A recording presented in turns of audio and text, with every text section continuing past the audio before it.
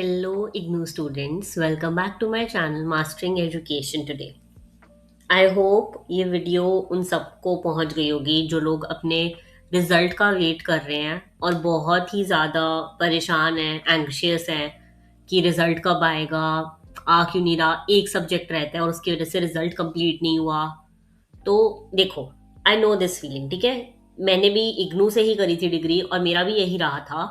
But जितनी तुम tension लोगे ना, उतना ही स्ट्रेस होगा और उस स्ट्रेस से कुछ हो नहीं रहा।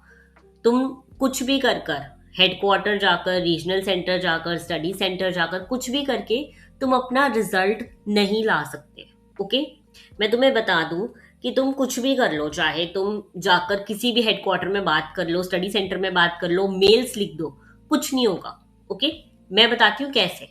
मैंने मेल लिखा इग्नू को कि ऐसे ऐसे रिजल्ट डिक्लेयर नहीं हुआ और काफ़ी लोग बहुत परेशान हो रहे हैं, स्टूडेंट्स के आगे के एडमिशन्स रुके हुए हैं, बट दे डोंट केयर।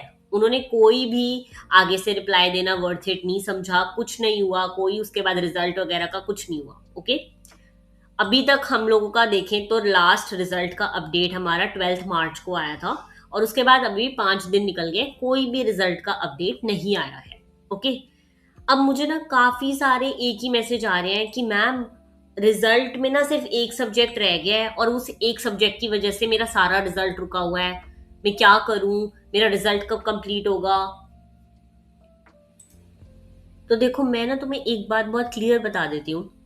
तुम्हारा रिजल्ट, अगर पहली बात तो जस्ट इमेजिन, ये ग्रेड कार्ड है, ठीक है। इसमें सारे सब्जेक्ट्स का रिजल्ट आ गया, एक का नहीं आया, MPS 003। यहाँ पे आप सोचो ये रिजल्ट नहीं आया। ओके, ये हटा हुआ है। अगर ये रिजल्ट नहीं आया है और तुमने इन्हीं 3 पेपर के साथ ही पेपर दिया था, तो पहले तो मेरी बात सुन लो। अगर तुम जाके पेपर देकर आए हो, तुमने अपनी अटेंडेंस शीट भरवाते हो वहां पे, जहाँ पे तुम्हारी कॉपी का नंबर लिखवाते हैं, तुमसे साइन करवाते हैं, डेट लिखवाते हैं।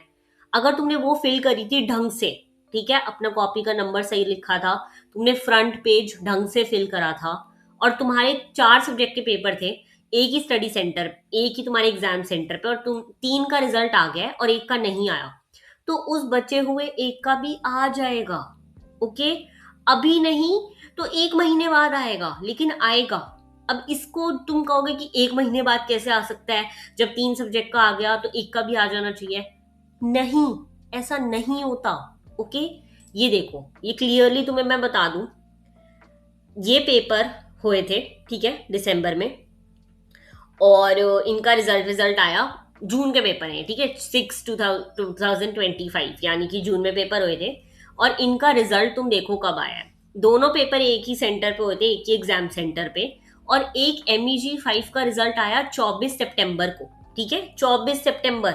जून में पेपर हुआ था, जुलाई अगस्त लास्ट, 2.5 महीने बाद पेपर का रिजल्ट आया 24 सितंबर को, और एक आया 26 अगस्त को। पूरा तुम देख रहे हो, 2 सब्जेक्ट दोनों एक ही सेंटर पे दिए गए थे, एक ही टाइम पे दिए गए थे, दोनों को 2025 में जून में दिया गया था, और एक का रिजल्ट आता है 26 अगस्त को और एक का 24 सितंबर, यानी कि 1 महीने का गैप लगा रिजल्ट आने में। तो तुम लोग जो ये सोच रहे हो ना कि मेरे अगर 3 सब्जेक्ट का आ गया है या फिर 6 में से 5 सब्जेक्ट का आ गया है तो एक सब्जेक्ट का भी आ जाए, आ जाए, जल्दी आ जाए, ऐसा नहीं होता, ठीक है। इस बात को अपने दिमाग में बिठा लो। तुम्हारे कहने से, टेंशन लेने से, ईमेल लिखने से, मैसेज लिखने से, कॉल करने से नहीं आएगा रिजल्ट। जो टीचर्स चेक कर रहे हैं उनकी मर्जी है, वो किसकी शीटें पहले चेक कर रहे हैं, किसके रिजल्ट पहले अपडेट कर रहे हैं, और तभी ये इग्नू है, ठीक है, ओपन यूनिवर्सिटी। यहाँ पे तुम किसी को भी अकाउंटेबल नहीं है कर सकते कि अच्छा मेरा रिजल्ट क्यों नहीं आया, मैं कंप्लेंट कर दूंगा, ऐसा नहीं होता। ओके, तुम्हें बहुत सारा पेशेंस रखना पड़ता है, बहुत सारा पेशेंस, और तुम्हें डिले तो होगा ही। तो वो चीज अपने दिमाग में चला के चलो। अगर तुम इग्नू में एडमिशन ले रहे हो तो डिले होंगी चीजें, ये चीज अपने दिमाग में रखो। अगर नहीं रखी जाती, अगर तुम पेशेंस नहीं रख सकते तो प्लीज मत एडमिशन लो, क्योंकि यहाँ पे ऐसे ही होता है।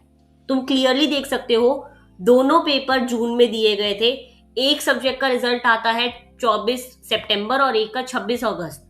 दोनों पेपरों में एक एक महीने का गैप है, जबकि दोनों पेपर एक दिन के गैप पे हुए थे, ठीक है, एक दिन के गैप पे दोनों पेपर हुए थे, और एक का रिजल्ट 24 सितंबर, एक का 26 अगस्त।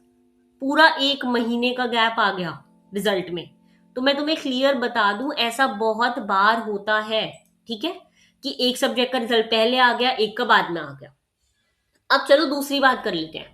बाई चांस तुम्हारे ये टर्म एंड थ्योरी के सारे नंबर आ भी जाते हैं, लेकिन जब तक तुम्हारे असाइनमेंट के मार्क्स नहीं आएंगे तब तक तुम्हारा ग्रेड कार्ड कंप्लीट ही नहीं होगा, तब तक तुम्हारा रिजल्ट कंप्लीट ही नहीं होगा। तो तुम टर्म एंड थ्योरी के मार्क्स लेकर क्या ही कर लोगे? असाइनमेंट का रिजल्ट तो बहुत ही लेट आता है, वो तो तुम भूल ही जाओ।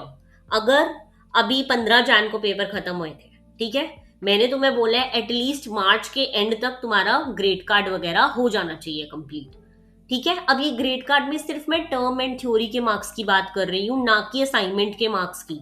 ओके, असाइनमेंट के मार्क्स में बहुत ही टाइम लगता है। असाइनमेंट का स्टेटस जब तक पूरा वो आ नहीं जाएगा कि check your grade card for details, तब तक तुम जाके ग्रेड कार्ड नहीं चेक कर सकते। अगर तुम्हारा स्टेटस शो ही नहीं कर रहा तो अभी तक उन्होंने असाइनमेंट अपने सिस्टम में ही नहीं डाला कि तुम्हारा असाइनमेंट सबमिट भी हुआ है, ठीक है। पहले वो असाइनमेंट डलेगा, फिर तुम्हें आएगा रिसीव्ड, टू बी प्रोसेस्ड, फिर रिसीव्ड एंड इन प्रोसेस, और फिर आएगा check grade card status for detail. तो पहले मेरी बात मानो, प्लीज पेशेंस रखो। तुम्हारे ये पूछने से, कमेंट करने से कि मैम मेरा रिजल्ट क्यों नहीं आ रहा, मेरे एक सब्जेक्ट का रिजल्ट क्यों नहीं आ रहा, मैं नहीं बता सकती क्यों नहीं आ रहा। बट अगर तुम लोगों ने पेपर साथ में दिया था, अटेंडेंस शीट सही भरी थी, अटेंडेंस शीट में सारी इंफॉर्मेशन करेक्ट थी, तो तुम्हारा रिजल्ट आएगा ही आएगा। कोई तुम्हारे रिजल्ट को नहीं रोक सकता।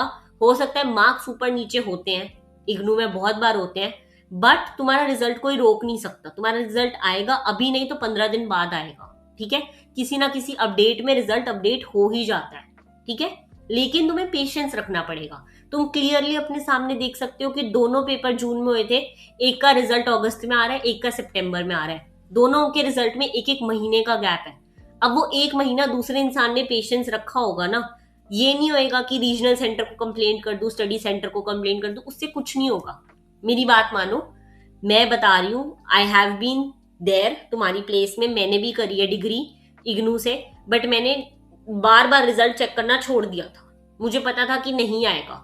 मैंने भी एक ही चैनल फॉलो कर रखा था, उस पे रिजल्ट के अपडेट डलते थे, मैं उसी पे देखती थी कि अच्छा रिजल्ट का अपडेट आ गया, मैं जाके चेक करती थी, नहीं आया, ओके कोई नहीं, अगली बार आ जाएगा, ठीक है। लेकिन अगर तुम सोचो कि अप्रैल के एंड तक भी तुम्हारा ग्रेड कार्ड कंप्लीट नहीं होता, तुम्हारे असाइनमेंट के मार्क्स का स्टेटस शो नहीं हो रहा, तुम्हारा किसी भी सब्जेक्ट का रिजल्ट नहीं आया है, तो तुम्हें टेंशन लेने की जरूरत है, ओके। यानी कि अगर अभी तक 11 अपडेट आ चुके हैं, 11 से 12 अपडेट आ चुके हैं, और अगर तुम्हारे किसी भी सब्जेक्ट का रिजल्ट अभी तक नहीं आया है, तो तुम्हें टेंशन लेने की जरूरत है। अगर तुम्हारा ऐसा लिखा रहा है एनरोलमेंट नंबर नॉट फाउंड या result yet to be declared, तो तुम टेंशन लो, ठीक है।